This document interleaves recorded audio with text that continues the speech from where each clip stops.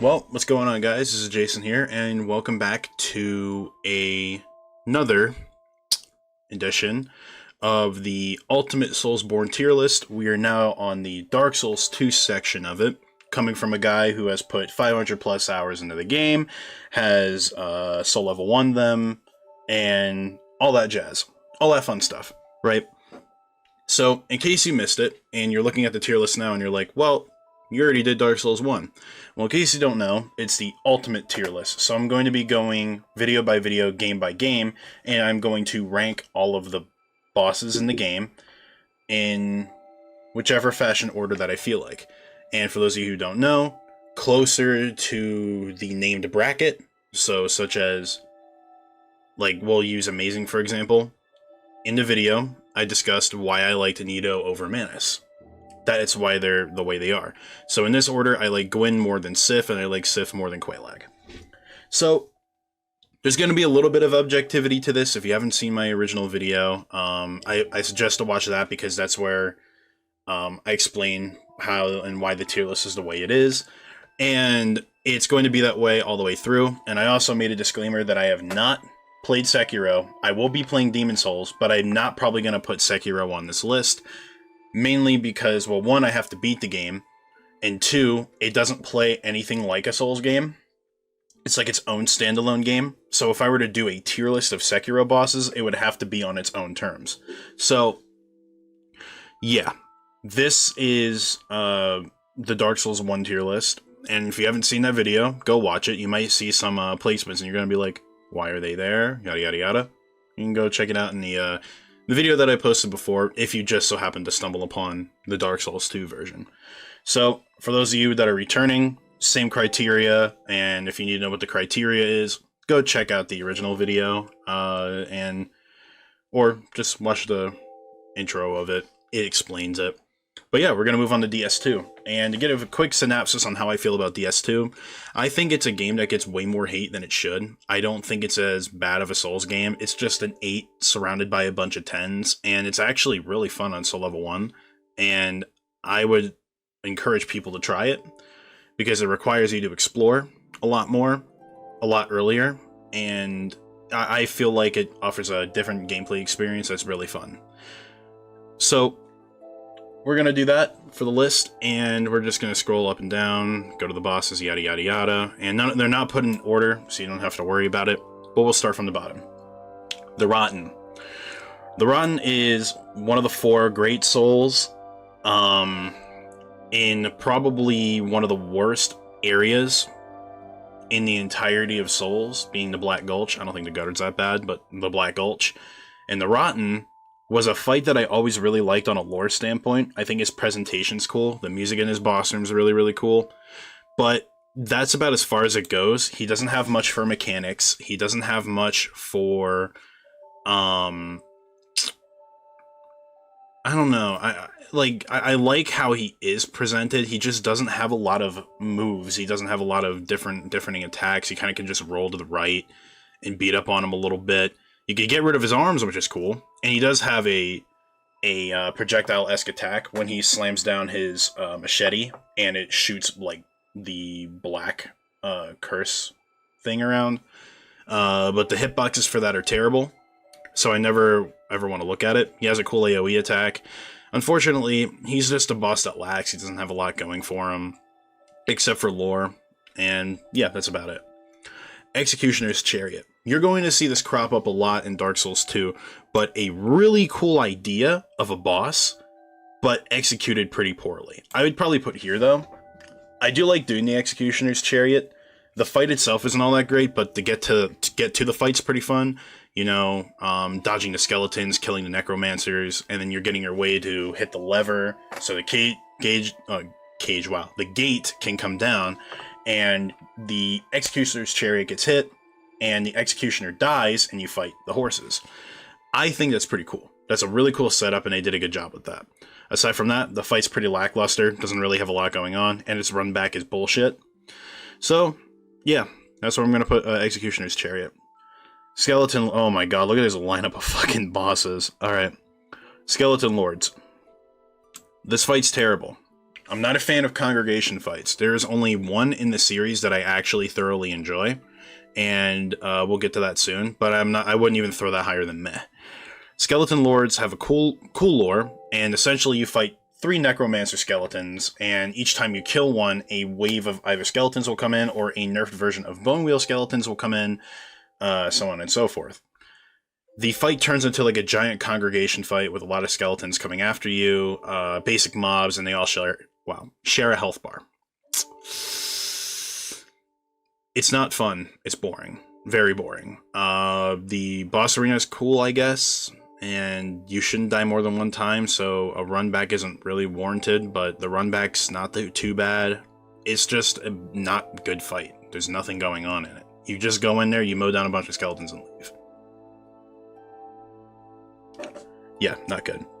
Covetous Demon is a joke fight, and I don't care what anybody says. It is unbelievably bad. Actually, no. Covetous Demon's here. He's the second worst boss fight so far. He has lore where he's essentially the Sib of Mytha.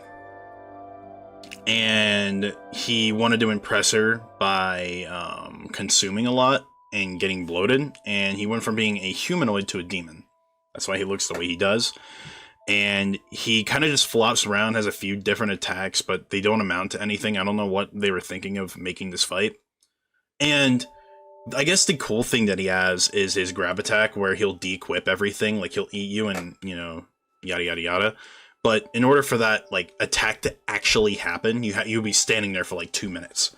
It's not fun. His attacks are very slow. They are punishing, but very, very slow. Super easy to dodge and telegraph. And his run back isn't too bad. Covetous Demon is just there. He's free souls, nothing more, nothing less. Mytha. When I usually get to her, I kill her in like 6 hits, so she's not all that interesting. I'll probably put her like here. Yeah, I'd say so. I'd put her here. She's not a bad fight. She doesn't even have a bad run back. Her gimmick is you have to find the windmill and burn the windmill and fight her without the toxin being there, because the toxin heals her and it hurts you. And if you're strong enough, you can just race the clock and kill her, but it's not really worth it. So you just burn the windmill, you go and fight her, and there will be like a ring of poison around the arena that you'll normally fight her in, and sometimes she'll fly back there and throw projectiles at you, and she's healing, which I think is a pretty cool mechanic. But other than that, she doesn't offer much. She dies pretty quickly. The only thing that's going for her is her design. Her moveset's really dumb too. Smelter Demon. The Smelter Demon, if it didn't have a bad run back, I would actually throw in great. But its run back in Iron Keep is not fun at all. I'd say he's right about here and good. Cool design, cool lore, really cool weapon, one of the best boss weapons in the series in my opinion. And it has a diverse moveset that what is that word? Gets amplified in its second phase. It has 3 phases, but the first 2 happen within the first half of the health bar, where he will grow fire around his waist, and when you go and attack him, you'll take fire damage. And his second phase, where his sword will light up on fire, which will make it larger, have a bigger hitbox, and give him more AoE-esque attacks. I do like the Smelter Demon, but his blue counterpart I think is better. I'm pretty sure the blue counterpart's down here. I can check real quick. Yeah, the blue counterpart's down there. But I do like the Smelter Demon. I never not had fun fighting him. So yeah, I'll throw him in good. I don't think he's average. Old Iron King is a super meh fight, probably like right about here. Lore and presentation are big. Boss fight wise, he's boring. He is on the edge of a lava pit where you fight him in, and he has 3 different attacks, and all of them are incredibly telegraphed, pretty easy to dodge, and for some reason, I don't know, they coded in because that's how you have to hit him, but when he slams down his arms, or whatever he's doing in that moment, it gives you all the time in the world to start beating the shit out of him, like the Ceaseless Discharge, except admittedly, this fight's a lot more fun. But again, it's just meh. It didn't really do anything great aside from unlock the broom tower if you had the heavy iron key. But yeah, I never really cared about the old Iron King very much. There is some diversity in the fight though, where when he depending on where you stand, he'll spawn in front if you die, or when he's walking towards you the first time you fight him, you can have him on the corner of the arena on the right side, or you can have him on the left side corner. Wherever you wanted to fight him, you can do that, and it offers a bit of a different experience every time. In my honest opinion, though, that's not enough for it to make it incredibly dynamic or that great. I think the old Iron King is just meh. Scorpionus Nijica, basically a Quelaag ripoff with a few different attacks. Never cared about this fight. I put it right here. Never really cared about the fight. There's not really much to say. The run back isn't bad. The design philosophy is the same. She uses a halberd-esque weapon. It's really weird over a sword.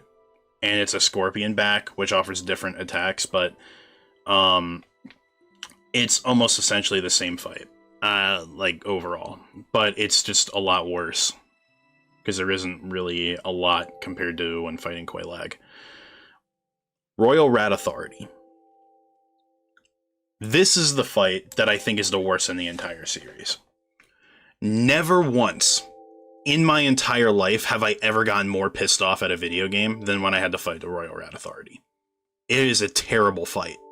When I had to do this fight, I was decently high level. I just killed Scorpionus Nijica, and I had, my greatswords having fun. The greatsword that I was using doesn't slam down, it sweeps.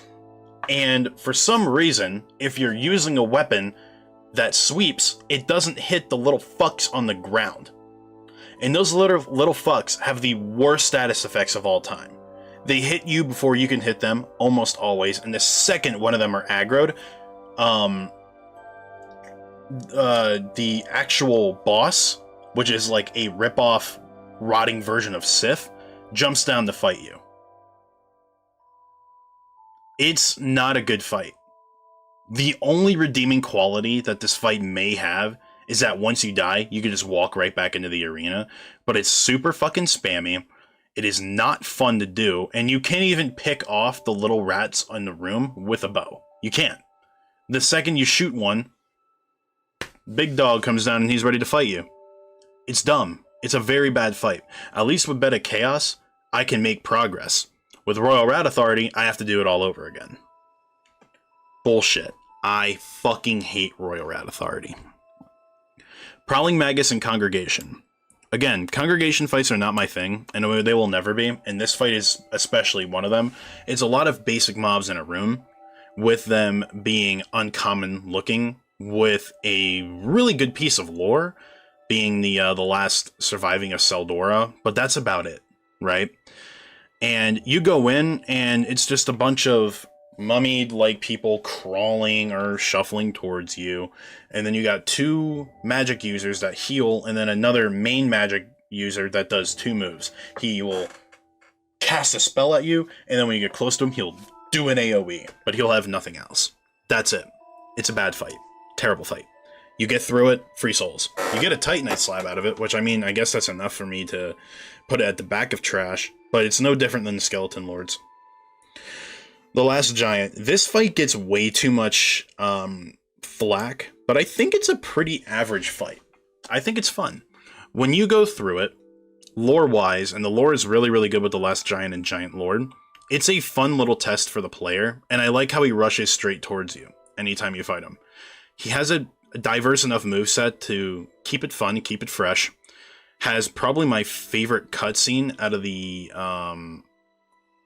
intro bosses, with the only, to be fair, the only other one that has like an intro or like Margit, and if you don't count Cleric Beast, Gascoigne.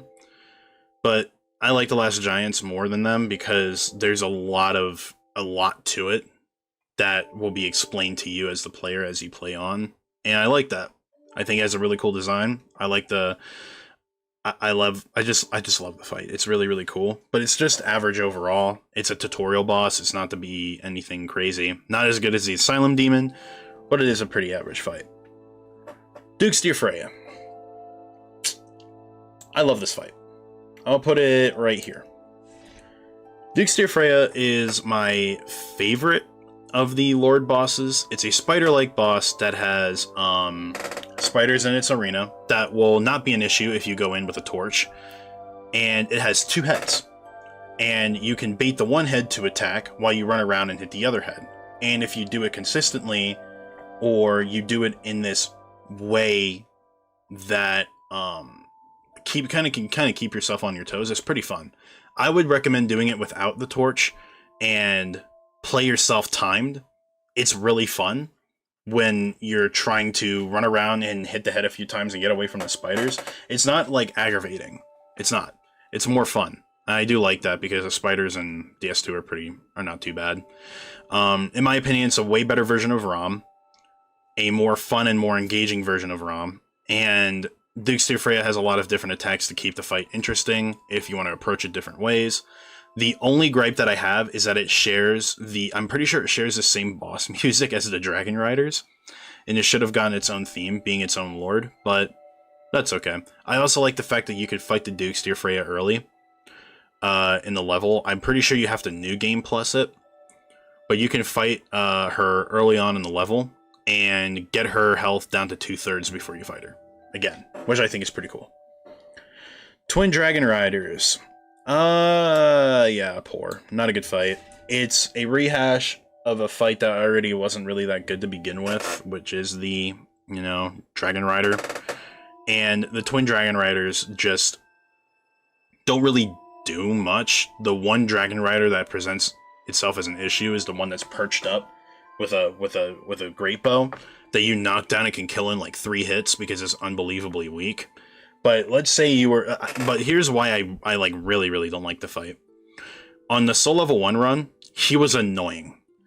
It's annoying because their attacks overlap, and you kind of have to fight the one Dragon Rider under where the one Dragon Rider shoots arrows at you because the arrows will one-tap you if you're not careful. And you can't, though, because the other Dragon Rider can knock him down. So now you have to ring around a Rosie the one Dragon Rider to go and hit the one that's already weaker. So then you can have a normal fight.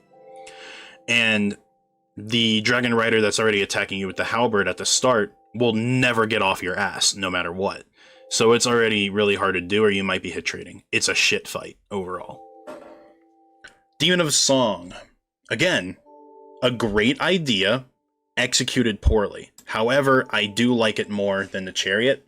The Demon of Song has a really cool design, a cool boss arena, and I like the idea of fighting a boss that you can't injure until it presents itself, and then it can injure you. I think they need to do that with a boss, and the Demon of Song is a cool idea for that. Also, really, really, I think I already said a really cool design, but yeah, I like the Demon of Song enough to put it in the top of meh, but as a fight, you're basically over with it in a minute, and they scaled his damage incredibly high because they know the fight was not good. I think that's probably my biggest issue with it. But it's meh. It's just, it's there, Veldstat. Alright, now we're starting to get more into the good boy territory. I would put Veldstat here. His lore is awesome. He has an incredibly diverse moveset with his Chime Hammer, which always makes the chime noise when it slams down. I think it's really cool. He has a really, really cool design, really, really cool boss room, and he leads to Vendrick. I do like his power-up phase, where he takes less damage, does more damage, and has magic attacks that are fair in dodging. And I never had a problem or an issue with this fight. I think it's pretty fun. I think the one issue is its run back. If you don't like running through that middle section where there's like 2 Dragon Riders. Or no, it's like a... Jeez, excuse me. But, like a Dragon Rider and 2 of those, like, King Knights that guard the doors where you need the King's Ring to go through. But, all in all, I really do enjoy the fight. Vendrick. Vendrick is going at the very bottom of good. The fight itself is, like, meh or poor levels. but everything else brings it up super high. Some of the best music in the game, some of the best lore in the game. Vendrick's presentation in this game is fucking awesome, and they did a really, really good job building up Vendrick the way they did to show us what we got. And the fact that you can slip into the memory world and see what he truly looked like, and then you go back, is even more hollowing. And when you do fight him, you do need to collect at least 4 giant souls. Don't pop them around the map, which you can do. And you can get 5, which makes the fight even easier, but 4 is a better option. Because the other one, you have to kill the Ancient Dragon, and I'm looking at him right now, and I know exactly where I'm putting him. So yeah, I think Vendrick is an awesome fight overall, aside from his, lack of presentation in the boss fight. Everything that they did with Vendrick was enough for me to throw it up in good. It's like with Gwyn, but I like Gwyn more. I think he's a more iconic boss in the series. While I would say I like Vendrick as a character more than Gwyn, I think Gwyn definitely deserves his flowers higher than Vendrick, though. Guardian Dragon. Guardian Dragon's pretty meh. I would probably put, like, here. No, I don't think it's as good as the old Iron King. Probably here. No, here. The Guardian Dragon you already fight early on in the game as like a random mob boss that they threw in Hyde's Tower of Flame. So when you do fight the Guardian Dragon, it's not really good. It's just a standard dragon fight that doesn't really do anything. You nip at its toes, and you basically just win like that. I do like the boss arena, though, being a pretty large birdcage. I just wish that they did more with the Guardian Dragon fight and utilized the birdcage in the boss room. But, again, Dark Souls 2, high potential, minimum effort. Ancient Dragon. It's pretty bad, but I wouldn't throw it in trash because the Ancient Dragon has like a really cool boss arena and really good lore. And he does give you a giant soul. It's not as enjoyable. You kind of just smack at its feet and then run towards its tail when it does this extremely large AoE fire attack. But it's just not a good fight. On repeated playthroughs, I've beaten the game like 10 plus times. I've probably fought the Ancient Dragon twice. And the second time was for me for this video. And I don't like the Ancient Dragon. Soul Level 1 was a nightmare too. Giant Lord is meh. I would probably actually put like here. Giant Lord has, again, good lore, cool presentation. The run back is dog shit, and the fight itself is not that interesting. You would think it would be a little bit more interesting considering you're fighting the prime version of a boss that actually had more mechanics in the last Giant. But I guess the Giant Lord just didn't. He had like 3 different sword attacks, I'm pretty sure a magic attack, but that was it. That's it. You just go around, swing at his legs, and kill him. He doesn't do anything all that interesting. And that's unfortunate. But at least the presentation's cool. Dark Lurker. Nothing cooler than fighting the Angel of Death. I love the Dark Lurker. The only problem with this fight is the run back, but if you bypass the run back, the fight's incredibly fun. Dark Lurker has a multitude of different attacks. Has really, really cool boss music, has really, really cool lore and a look to it. And my favorite part is when he splits into 2, and you fight 2, but they share the same health bar, and one will actually walk away and blast, like, attack spells at you as projectiles while you're fighting one that's up in your face. I like that. I wish they did that more when they do bosses like this, but they didn't, which is fine. Dark Lurker gets to live in that realm of being a potential that was met. And I love that. I love Dark Lurker. Really, really cool fight. Awesome fight. The only thing that hinders me from putting it in the top 10 personally is the run back and all the shit you have to do to get to Dark Lurker, which is you have to max out the Dark Covenant. You have to light, like, I think these 3 I think it's like the 3 torches or something like that. I forgot what it was. It's been a little while, but I do remember the boss fight very much. And every time you enter that world, you have to consume a fucking human effigy, which is not fun. But yeah, aside from that, Dark Lurker is an amazing fight. The Pursuer. Pursuer's great. I don't think anybody would disagree with that. The Pursuer is a really good boss, and he does the job better than the last giant in teaching the player on how to deal with the rolling mechanic, deal with the flow of enemies and bosses. Well, yes, the Pursuer doesn't have a lot of like moves. I think that's fine. He doesn't really need a lot of them, and sometimes he'll spam a move that is easily exploitable. But that's fine. I think he's always fun to fight. He always brings some form of fun energy to the table. And I love the idea of the Pursuer, where he comes back after you multiple different times in multiple areas of the map. And you can fight him over and over and over and over and over again. And every time you fight him, he gives you something good. So it's like never a waste. And you get a good chunk of souls fighting him. So yeah, I like the Pursuer. I think it's an awesome fight. Throne Watcher and Throne Defender. On a normal playthrough, this fight's pretty great, but after playing it on Soul Level 1, all the cracks began to show. I think it's just a good fight, and I would put it ahead of Four Kings. But I think the Throne Watcher and Defender is pretty fun. One does play the passive role, for the most part, but sometimes will randomly on and off switch its passive role towards you. But I think the mechanic that sells me for the fight being at least good is when you kill one, it goes into like a dormant state and it's out, and the other one has to revive them, which gives you either A, ample time to 1v1, or B, when they go and heal, you just beat the shit out of the other one. And they never heal at full health, so it's not overwhelming. It's like a prototypical Lorien and Lothric fight on the second phase all the way through. They also have really cool designs, really cool weapons, and really, really good weapons if you want to use them. And doing the fight with is one of the few fights that you do with summons that are actually pretty fun. And not just super easy. Lysandra. Okay, again, lore, presentation, everything in between. Great. Why does Lysandra not have her own boss arena with Aldia? Why do they have to share it with Throne Watcher and Defender? I mean, I get it. When you're kind of on a time crunch building a game, I understand it, but Lysandra and Aldia, I'm pretty sure, are the only ones that don't have their own boss room as their final boss. I could be wrong on that. I'm thinking about it right now, and yeah, no, they're the only ones. And that's kind of fucked. Lysandra doesn't have her own moveset. Or no, what the fuck am I talking about? No, Lysandra doesn't have a cool moveset. She can throw curses here, there, and there, which can curse you a lot.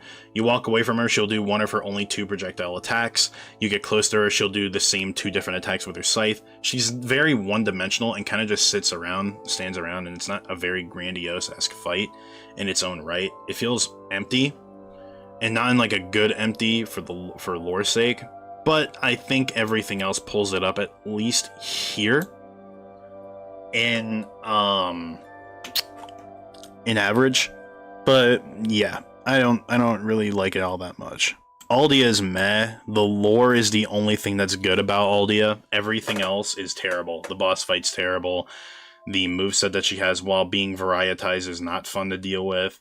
Her being able to not take any damage when there's flame around her, I think, is an okay mechanic, but Aldia kind of just hangs around. She doesn't really do anything particularly interesting or hard to deal with. But alright, we're down to the DLs. Oh, we're not even done with the normal bosses yet. We'll just go in order. I don't care. Saravarge and Grave Robber, which is the Gank Squad fight, where you have a bow hunter, an assassin, I'm pretty sure.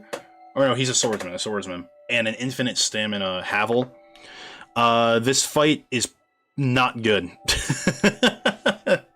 The run back is dog shit. The actual boss fight's pretty bad. You're kind of kiting them around in this arena, which admittedly is kind of smart with the boss that you have to deal with. But it's 3 NPCs, and you're almost always hit trading no matter what, and the fight lasts incredibly long for no reason. Just because of that.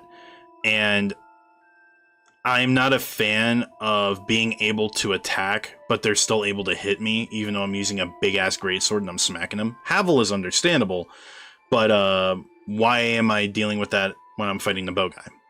I don't know. It's really weird.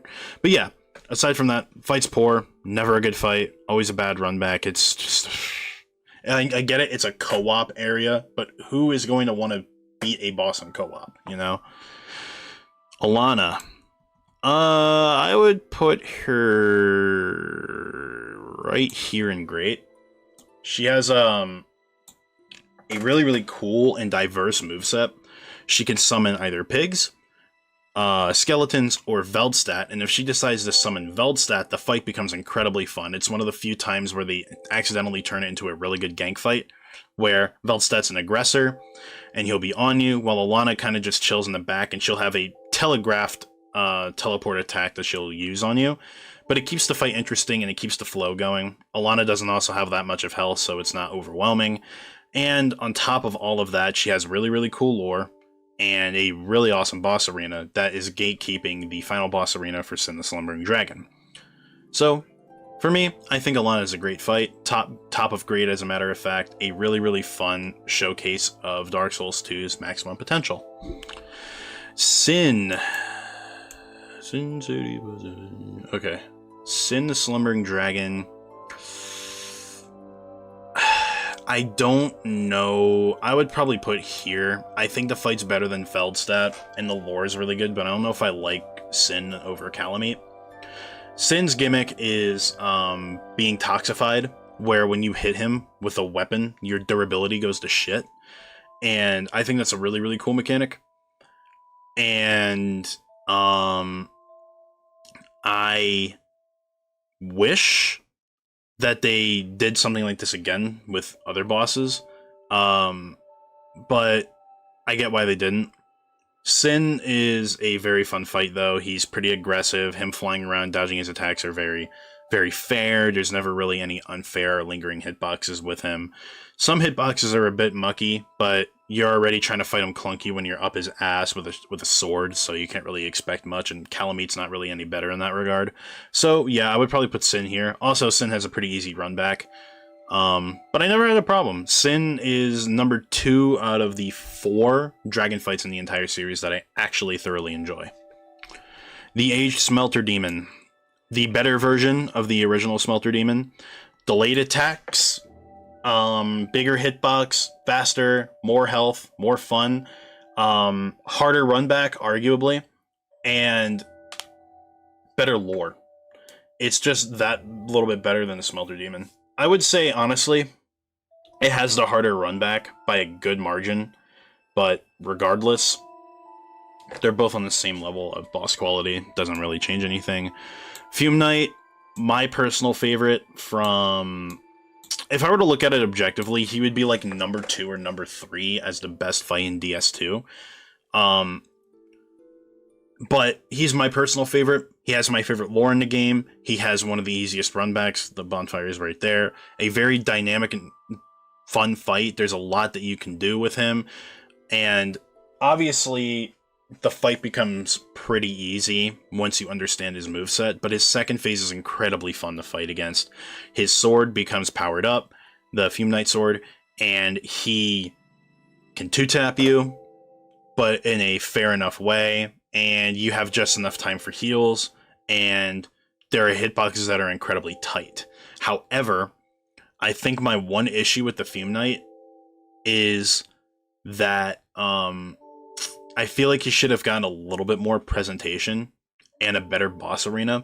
But he's my personal favorite from DS2. I always have fun fighting the Fume Knight, and I have a playthrough where I have him alive purposely so I can just have fun fighting him. And then when I get him low, I just die. So, yeah, there's that.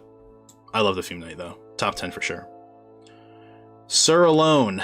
This is, in my opinion, hold up, the best fight in Dark Souls 2 objectively. However, what ruins it is the run back. And that's why I'm only going to put him in Amazing. The run back is horrid. It is dog shit. What is nice, though, is even in memories, the enemies will eventually despawn, so after, dying 20 times trying to kill them, you will eventually just be able to run to his boss room and then fight him normally without losing anything. Sir Alone has some iffy attack boxes, but for the most part it's incredibly tight. It's a snappy fight, and it's Dark Souls 2 mechanics engaged at the highest level. He's obviously the fastest, he does the most damage, he is the most fun to, fight overall. I think Sir alone is at the top of amazing for sure. Very, very fun fight. And 10 out of 10 would seppuku again. Ava. Look at this. Why is it... I don't like this mix-up. Hold on. I'm going to put the Dragon Rider over here. Ava. Ava, I think, is average, but towards the top. I like Ava, and I like the gimmick of you can't really fight Ava invincible. I mean, or invisible. Not invincible, holy shit. But if you can, it's rewarding in its own right to where you don't have to travel around and look for that eye to be able to see him. But Ava's pretty fun. Ava has his own moveset. He or she, I'm not sure. It has weird, fun little swiping attacks, and it teaches you to play the game a little bit differently when fighting him. And the magic attack can be a bit of a bitch. But unfortunately, I find the fight to just be pretty lackluster with everything else. You fight him on a bridge like you're fighting the Taurus Demon, which I don't really care for. And I don't think his design looks all that great, personally.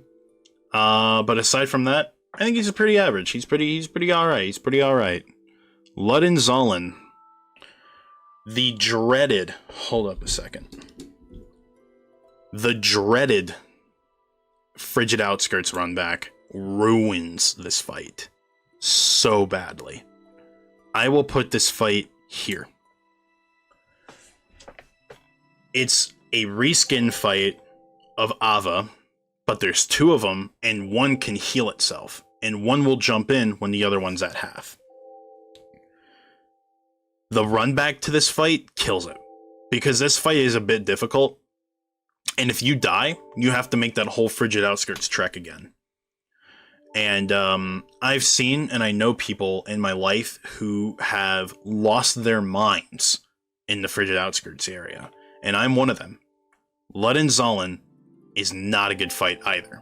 I mean, it's okay, but it's a rehash fight, like the Twin Dragon Riders. Disappointing in my opinion. Ludden Zolin, poor. Terrible. Burnt Ivory King, however, is the number 3 on the list of being the best fight in Dark Souls 2. Has incredible presentation. The Burnt Ivory King has incredible lore. He's the Chad of all kings. He built his kingdom on top of the old chaos, which I think is really cool, like above Lost Izalith, or that's essentially what it's implied. And the way to make this fight, you know, more than doable is you go around all the frozen Elemlois, look for the Elemlois Knights, free them, and then you jump down with them into this pit where the transition to fight is so sick.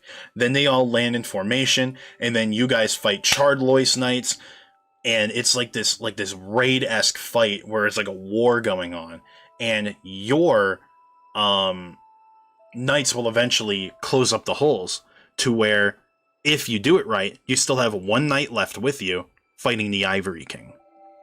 The Ivory King has a really cool moveset, a really cool sword, awesome presentation. The way he comes out of the portal to fight you, the music kicks up, his moveset kicks up, everything kicks up. It is incredible. Burnt Ivory King is bar none an amazing fight. Mechanically, he's not as interesting as Sir Alone or Fume Knight, but presentation more than makes up for it. So yeah, Burnt Ivory King's amazing. What do we got next? Dragon Rider. Dragon Rider, I'll put here. I mean, it's an early game fight. I don't want to dock it too many points. For some people, it's the tutorial fight, because more people would be inclined to find Heights Tower of Flame than they do Forest of the Fallen Giants, and Heights Tower of Flame is easier to trek. And Dragon Rider has like 3 moves, and he's a clumsy fuck. If you decide to not use the lever to bring up or raise the platform more, he will actually fall off the platform if you get him in the right spot, which is really funny, and he'll die instantly. You get his souls, yada yada yada. But he's just kind of there. He's chilling. But I want to put him at the top of poor because he's not unfair. He's just boring, and I prefer boring fights over frustrating fights any day. Old Dragon Slayer. This is Ornstein going through, I'm assuming, his goth phase or his like little emo phase, where now instead of having lightning abilities, he has dark magic, and he has a more dynamic moveset than his DS1 counterpart, except that it's just Ornstein again. That's it. Nothing very interesting there. I guess the boss room's cool. But I would probably just say that the fight's average. Mechanically, it's more fun than anything in average, but it's just gonna go right here. Flexile Sentry. Again, cool idea. I'm pretty sure... I don't know if there's a boss, but I'm pretty sure there are enemies, both in Bloodborne and in Elden Ring, that have two faces on either side, where they both do different attacks to you. And this fight explored it, but didn't really flush it out. And I think it's just an average fight, probably right around here. Still kind of fun though when you do fight them, and if you fight them at a lower level, I think it's more fun. Looking Glass Knight, easily the most underrated boss fight in the entire series. It is so fun. The arena's cool, and the arena actually plays a part in how you fight. If you use a fire, or if you're like a pyromancer, you're not gonna have a fun time fighting him or anything with fire. Like related, because it's raining out and he's wet. The Looking Glass Knight has a shield that you cannot hit through. I think he's the only boss in the series that has that. He has a really cool sword, a bunch of different moves if you engage with his like full mechanics, and has a really sick design, really cool music, and has one of my favorite phase transitions where he will slam down his mirror and he'll spawn in a Mirror Knight or a real player to fight you. And I think that's cool as hell. It keeps it's like the beginning of them figuring out that you can make a gank fight happen without it having to be two of the same enemy with overlapping attacks. And I love that, because Looking Glass Knight is fantastic. It's a fantastic fight. Every time I'm getting ready to fight it, I have incredible fun. Not to mention, the run back is pretty simple. I like that. I like that very much so. Belfry Gargoyles. When I tell you it is legitimately, for me at least, the same exact fight as the Bell Gargoyles, I'm not even lying, but because it's a copy-paste, it's below the Bell Gargoyles. Yeah, you fight 5 more, but they all share a health bar, so it's not like you have to, you know, individually, one by one, like, try to move them around or whatever. You can just go in and start swinging, which you can do because they're pretty slow, even when all 5 spawn in. So yeah, Belfry Gargoyles, pretty average. Ruined Sentinels. This is actually one of the few times that they do a 3v1 or like a gank fight that is obviously more than 2 that I like. I'll put here. I like the Ruined Sentinels. You fight one on the top in this like top platform, and once you kill him, the other 2 will come after you. And you can separate both of them with one jumping up to fight you, and you can beat up on that one before the other one jumps up. And then you can jump down, and depending on where you jump down, you can have one drop down on this side and drop down on this side, and you can go beat up the other one. And their moves are not overlapping. One will leap to you, and the other one will leap to you later on, but you can still isolate them, which I think is pretty cool.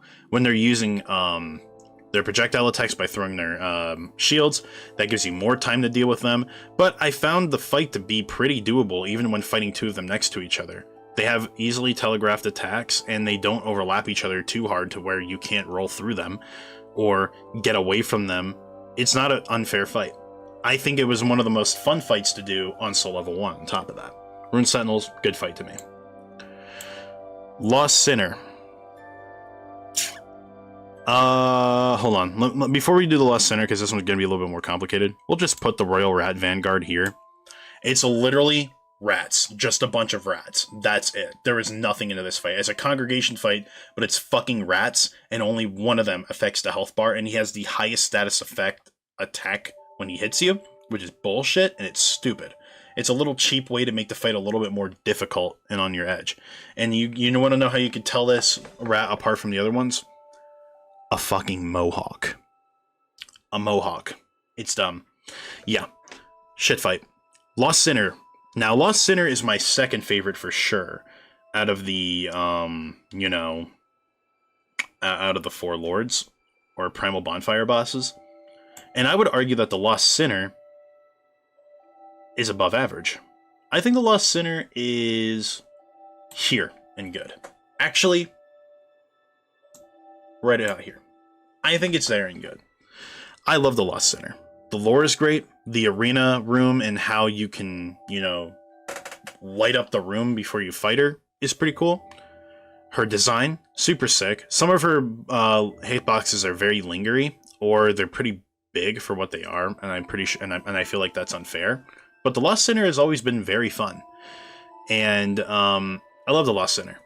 I have no qualms, no ifs, ands, or buts, or anything bad to say about the Lost Sinner.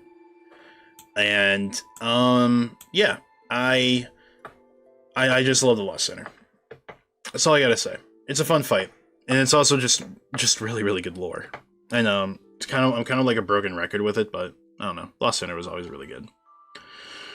Okay, that's my list so far. Next we're gonna be tackling Dark Souls 3 to end the trilogy, and then we're gonna be moving on to Bloodborne and Elden Ring. Eventually, I don't know when, but I will be playing Demon Souls on the PS5. I don't have a PS3 to play the 2009 edition, nor do I want to deal with the clunkiness of the game because it will tarnish, no pun intended, my experience. But yeah, so if you like this video, please leave a like. If you don't like this video, go ahead and dislike it. Leave comments if I got anything wrong, or if you have a differing opinion in mind that you think would be interesting to bring up, or something along those lines, go right ahead. Comment section is free reign in there. This video was supposed to come out earlier, but unfortunately I got sidetracked with busy stuff, so I couldn't, but I'm happy to bring it out now. And we will be tackling, you and I, will be tackling Dark Souls 3 the next time we come around. Then it will be Bloodborne, and then it will be Elden Ring. Also, let me know in the comment section if you guys want me to record or live stream or do anything Dark Souls related or anything else video game related. Let me know. I would be more than happy to do it. I love video gaming, so yeah. But that's all I have to say. Be sure to leave a like, comment, subscribe, and peace.